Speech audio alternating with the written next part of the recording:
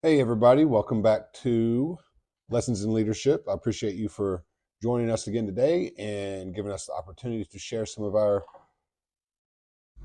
lessons in leadership. What I want to talk about today is a continuation of some of the subject matter we've gone over and repeatedly throughout the podcast or YouTube videos or whatever platform you're using to get our information. We've talked about the underlying importance of communication, and part of communication is external and internal. So when we communicate to ourselves, primarily inner dialogue, what we're visualizing, and how we're feeling. Those are the three major ways that we um, decipher information, take it in, and transmit it to ourselves.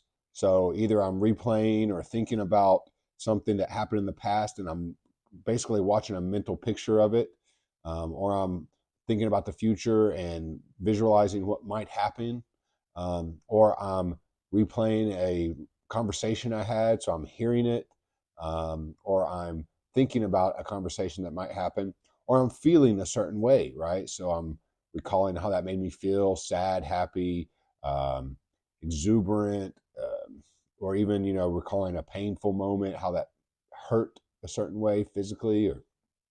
But anyway, those are the three main ways that we have internal dialogue and that we also express ourselves. So, how we conversate or transmit information to other people. Usually it's in the form of, can you see what I'm saying? Do you picture this? If you listen, this is what I heard. So basically, we're using those three um, forms of conveying information. So visual, auditory, and physical or kinesthetic, based real quick and easy. So if we're always conscious of that, then it helps us to be a lot more conscious of how we're um, giving and receiving information. Um, so anyway, how does this relate to what we're trying to get to with the four P's? So if you're familiar with our four P's, it's the people, the process, the product, and the promotion. The people that do the job, the process that they go about doing the job, the product or service that they're creating or offering, and then how do we promote that? How do we get that information about that out to the public or to our potential customers? So that's what we're going to talk about today. And once again, I'm going to try to trim these videos down. We're shooting for the 20 to maximum 30-minute mark. Okay, so real quick. So what I'm going to talk about today is drill down, drill down questions. So I use this process when we're doing team, if we're meeting with an organizational team, and even when we're dealing with individuals. So at the team level, what we want to do is use the four P's to break down silos and to get everybody using the same dialogue and same way of categorizing things. And the reason that's important, because when you think about an organization and you look at an org chart, there's multiple different levels in that org chart. So you start with the bottom level would be like your frontline employees, and then as you move up in hierarchy, they have different views. So a lot of times you'll hear the 30,000 foot view. That's the high level. I just want high level information. So you can also call that chunks or level, whatever you want to call it. But the way I'm going to talk to a frontline employee is going to be a lot more granular, a lot more specific than I'm going to talk to a high level. Being able to decipher at what level someone interprets information is vital and very important so that we're speaking correctly. So if I'm speaking to a C-suite team, the first thing I'm going to do is realize that a lot of these people are generalists. They are not necessarily um, the best accountant, right? The CFO has a really good idea of how he wants to use capital to flow through the company and things like that, but he's not necessarily the person in there recording stuff in the general ledger and constantly up to date and depreciating things.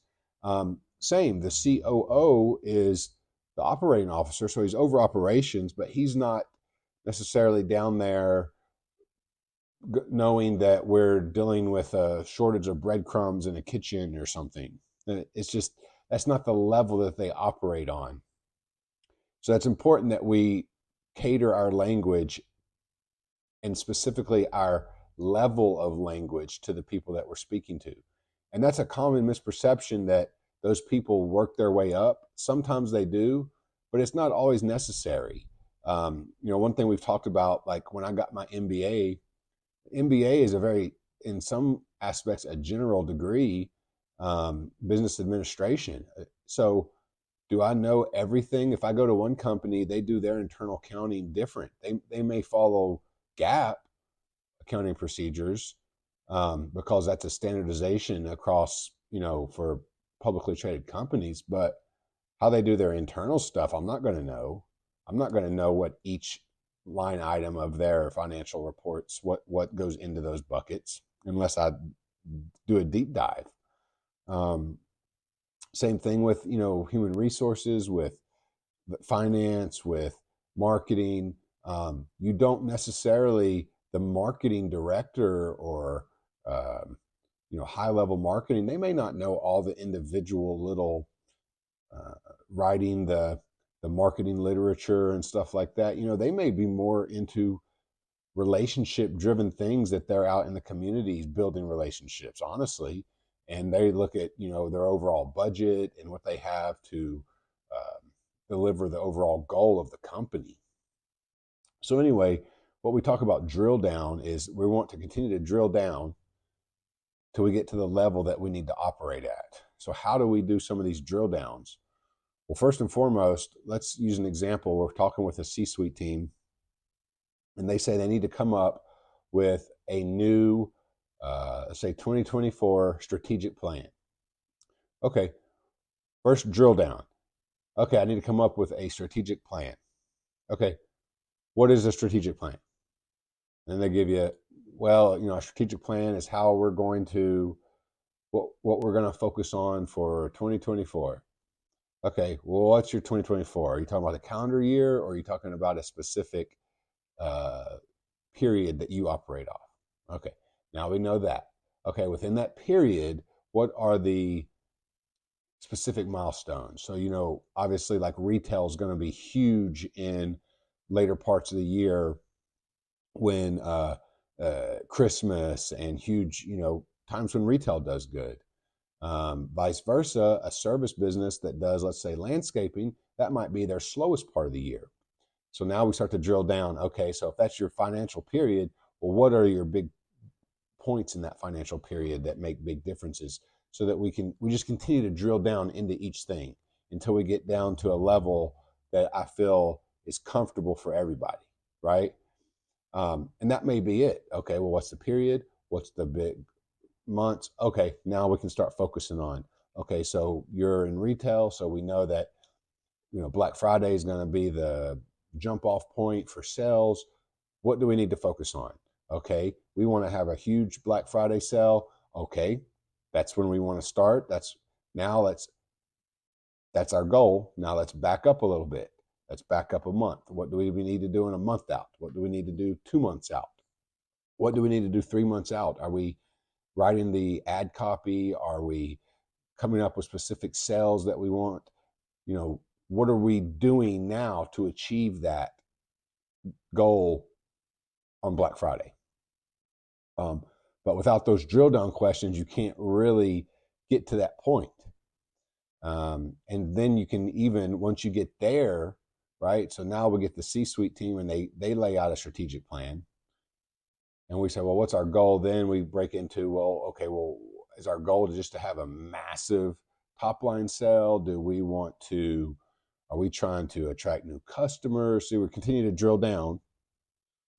And then we can also say, okay, well, we may want to have a loss leader. We may want to sell a certain item at a extremely discounted price to attract people to hopefully sell more items, or whatever it is. But now we've drilled down a little bit, so we're getting very specific. But we don't want to go so far down that we get down, well, where are we going to place this item on here, and who's going to put it on the shelves? So the schedule, no, that's like a very low level manager is going to be deciding what the schedule is for the employee that might stock it, right? So we're not going to drill down that far. So now we've kind of assessed what level we're going to play at, the level that we need to stay at. So once we get those drill down questions, it allows us to better understand the overall goal. And this is true for each part of that. So the people, when we break into that at a C-level suite, we'll say, we're having people issues. We're having, okay, well, what do you mean people issues? Well, we're having trouble with recruitment, or we're having trouble with turnover. Okay, wait. When you say turnover, what do you mean by turnover? Like, are we having people come and go very quickly, like the attrition rate, like they come and they stay a few months and they leave? Okay, if that's it, okay, why? Maybe we don't have a good onboarding process. Maybe we don't have a good process for choosing the right people. Maybe we have problems with culture. But you see how the drill down lets us, okay, stop, define it. Actually, give me a little bit more clarity.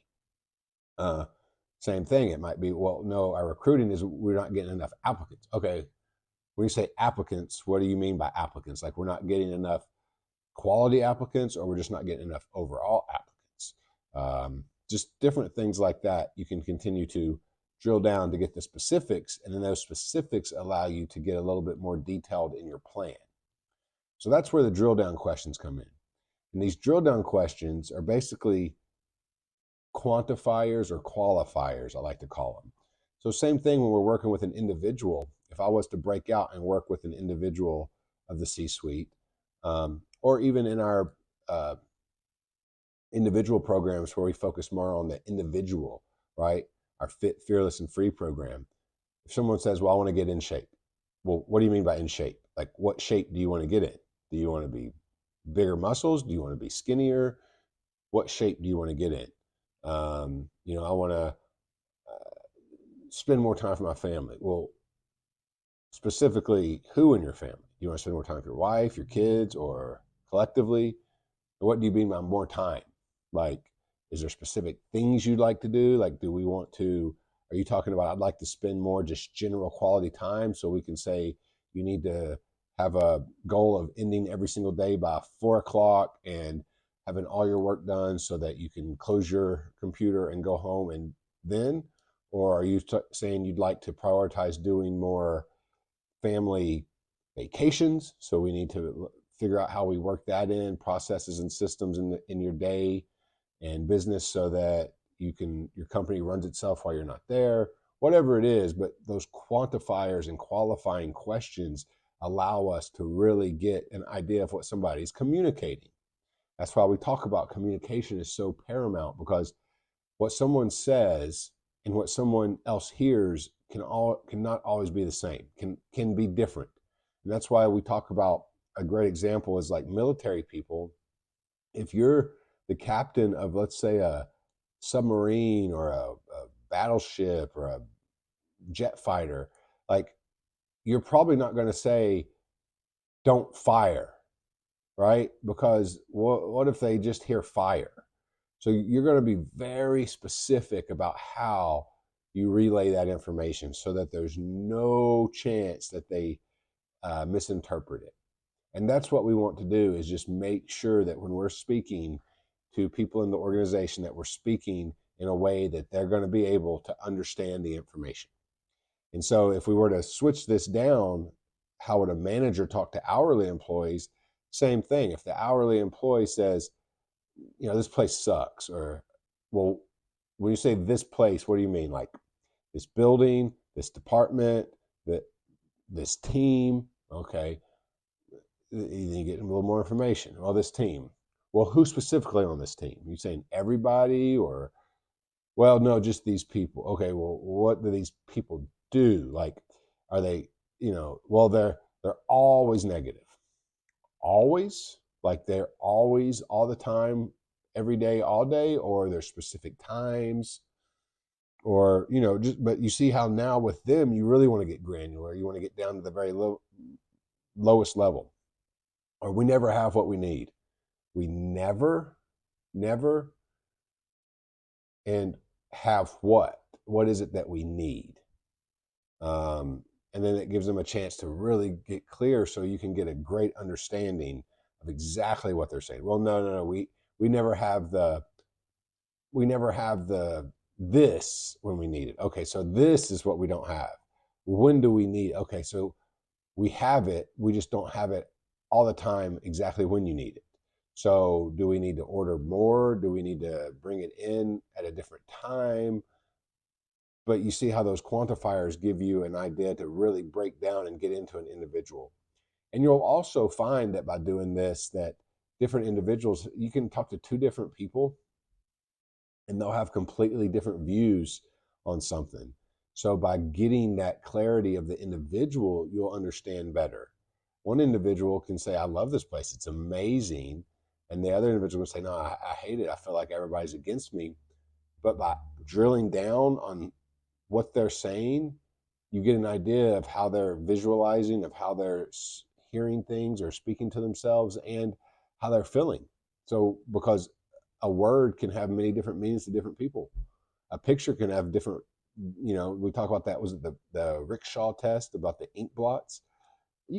Five people can look at one ink blot and come up with five different interpretations of it. So that's just an example of how what's going on inside an individual is individual to them. And we have to drill down to find out what they're saying, because what we're hearing may not be what they're intending to say. So that's drill down questions. And that's a quick, dirty example of how we can do it. And another great thing is we can also understand people's beliefs and values. So we talk about this when we talk about setting a mission, vision, and values. So we want to get very granular and very specific about how we lay that out and relay that to people so that everybody understands what we mean by those. But we also want to talk about our values and make sure we all share those values.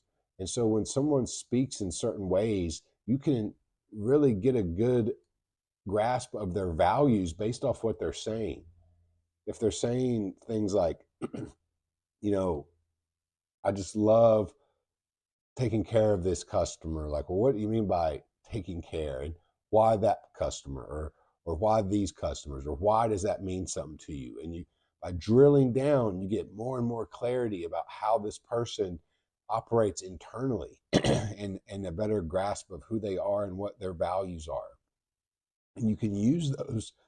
People go, some of the biggest wars and most money and everything's from religion, right? So it's because people have deep-seated beliefs and values around religion that they've been taught as children, and they're willing to die for them. And it's, as Christians, we think, well, our Savior is willing to die on the cross. But then we think about like Muslims who flew into buildings because they have the same beliefs and values, and they thought that we were violating them. So that's two polar examples almost, but of the same thing, how strong beliefs and values can be. So that's why it's important to get individual values and beliefs, and then also have organizational beliefs and values, because people will live and die by them. And so then another thing I want to point is that once we get those specifics and drill downs into the people, process, product, and promotion quadrants, it allows us to set goals or outcomes. What we want to do is, once we figure out, okay, well, this is what we want, now we set a goal. But a goal needs very defined parameters. So what exactly is the goal? The goal is to increase top line sales. Okay, well, when do we want to achieve this, and what amount? How will we know we've achieved it, right? So what's that? Now we have a very specific goal in mind of what we want to achieve. And then how will we achieve it? Same thing. We want to ask specifics and keep drilling down so we know exactly the milestones along the way that we'll be able to do it. And then we talk about baseline. So if I say I want to increase top line sales in the fourth quarter, which for retail, that might be our end of the year sales.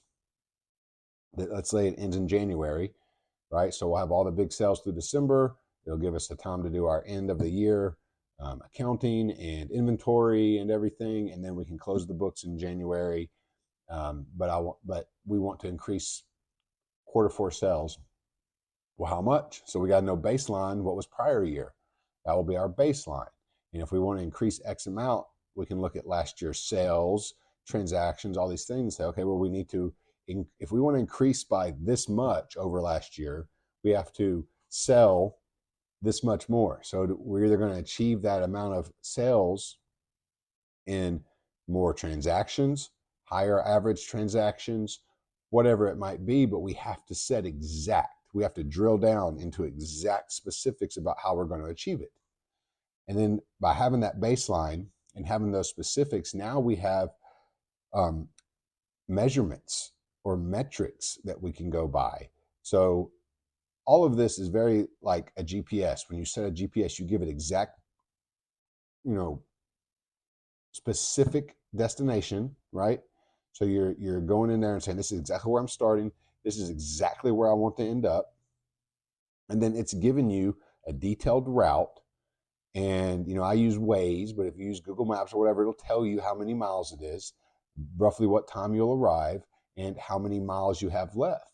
And so you can tell if you're on time or behind time, if you're, you can tell everything because you're getting the exact metrics because you gave it exact quadrants of where you're going. You gave it exact specific information.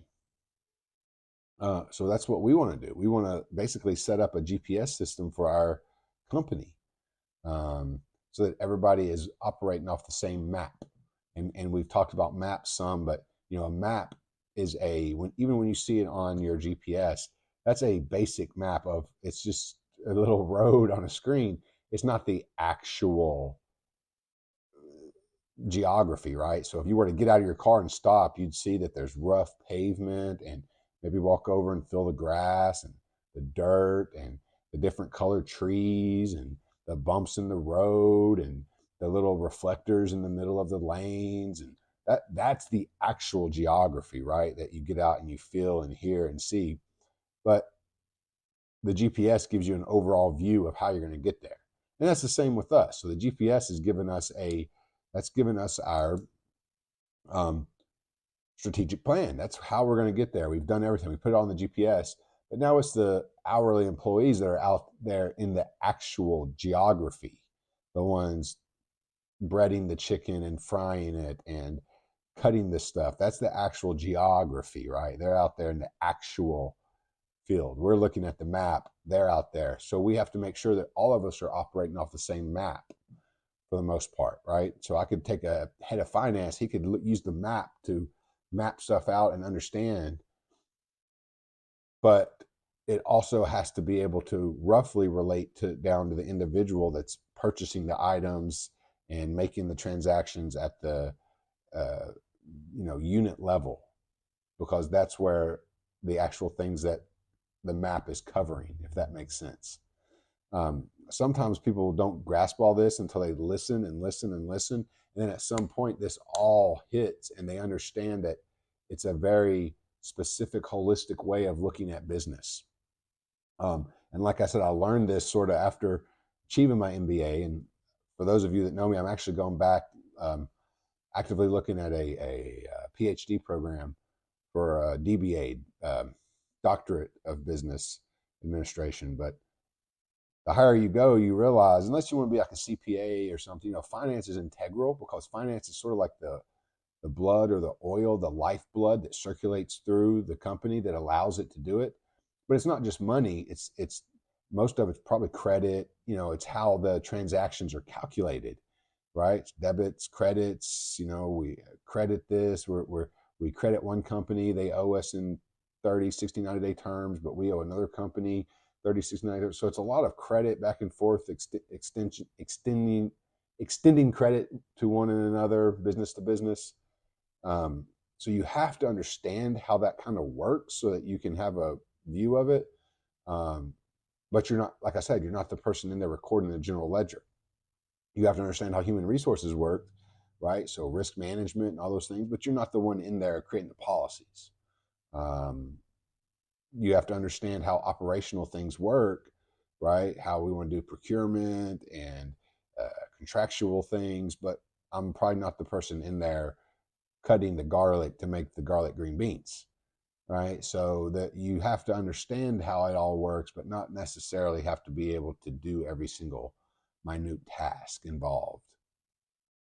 But it's important to understand, like I said, you want to understand a basic level, and you want to understand a basic level of how finance works throughout the company. And so last but not least, so now we've talked about, using our 4P system. You have 4 quadrants or 4 buckets that you can chunk information into, that you can divide things into, so that everybody in the company can assess really quickly, is it a people problem? Is it a process problem? Is it a product problem? Is it a promotion problem? Or just an issue? Or, so that we can easily and quickly all be on the same page when we're speaking. And then we talked about drill down questions, about how you can drill down into the specifics of each one to get more clarity, to get a better idea of where we're at, where we want to go, and how we can also use this on an individual level so that we can assess what an individual is actually saying and make sure that we're hearing it appropriately. And then we spoke about how once we get all that, now we can set a baseline using, say, prior year, and lay out where we want to be, and then get drill down questions of exactly what the individual milestones or KPIs or whatever you want to call it, to give us an indications that we're making progress towards that desired goal. And then last but not least, what I want to talk about, I call it the circle of improvement. Japanese business, a lot of stuff you hear is like the lean startup, Six Sigma, all these things I got certified in, but Kanai is one thing. So one of the things is constant and never-ending improvement. And it's really a philosophy, meaning that, you're never going to achieve perfection, but it's the pursuit of. So you're just constantly trying to improve. And if you improve little bit in each thing, overall, it multiplies and sort of compounds on itself, and it grows exponentially. So if we slowly improve some of our people, if we improve our process, if we're improving our product, just like 1% in each one of those things, and then that we build it another 1% and another 1%, eventually it is 365% better than it was the year before, or even greater, right? So what that means is that we just need to have a circle, right? Because a circle, like a wedding ring, that's why it's a circle, because it never ends. There's no ending to the love. So our circle, there's no ending. So if we're talking about, forecasting, and then our forecasting can get better because now we have all this information that we've gathered. So our forecast for next year will be even better, even more on target. And our purchasing, our planning, all these different things will be even better because we're just making each little spot on that circle better. And it just continuously and constantly improves. That's powerful as an organization to understand when we're doing a strategic plan, is that plans are just wishes, right? They're plans. They said everybody has a plan until the first shot's fired, right? For a military. And I think Mike Tyson said everybody has a plan until they get punched in the face. Then you start reacting. But that plan, we just can slowly and surely create a philosophy of continuously improving. And if we do that with everybody, right? I started as a chef. If every day I said, can I prep this a little bit faster? Can I prep it a little bit better? I focused on every time that I was slicing perfectly, trying to make everything uniform and correct. And I would, make something, season it, taste it, season it, perfecting it each time I did it. And then the next time I did it, it would be better because I knew how much I needed a bit more, right? I'd made it once, I had kind of perfected it. Now, next time I do it, it's going to be even better. Next time I do it, it's going to be even better. And I'd be faster. And that's how everything should be, right? So if you instill that throughout the organization, that from the top down, it's a philosophy of just continuously improving everything you do, right? They say how you do one thing is how you do everything. Same thing. You should always be improving something, and that will yield unbelievable results. And if you look at that circle and you put the 4 P's on there, right, Pete? 4 P's along that circle. Are we improving each one of those? Because they all flow into one another. The people are the ones doing the process. The process is how you create the product. The product is what we want to promote, right? And then once we promote it and we see it, the results of the sales and everything, now we can go back and say, well, what do we need to change? Okay, how do we better train our people? What kind of new people? What new stuff are we going to add? So we got to hire new people. And how can we improve the process that they're doing? How can, it just goes and goes and goes and goes. It never ends because each one makes the next one better. So I hope that made some sense. I know that sometimes I'm trying to talk about higher level things without overly complicating and making it convoluted. So I want to speak in a way that a CEO can get it and kind of understand it. And, he can use his level of understanding and think, that makes some sense. Let me apply it. Same way that an entry level manager can listen to it and say, oh, that kind of makes some sense. Let me think about how I can apply that. So anyway, if you want more information, check us out. We're on every platform: X, Facebook, Instagram, YouTube, Spotify, iTunes, anywhere that you might get information, we're probably there. We do in-person events. We do corporate and individual small business meetings. If you want to have us invite us in, we'll do a meeting and kind of do quick overviews of what we can do for your company. We also do full-on consulting for, like I said, for companies and individuals. However we can serve, we probably have an option for you. Be sure to check out our programs. Check out our individual program, Fit, Fearless, and Free. That'll change you as an individual and make you the best version of yourself. And then also check out our 4 Ps that we've gone over today that we implement in a company, and check out our personal coaching. Thank you for joining us. I look forward to seeing you on our next episode. This was Lessons in Leadership.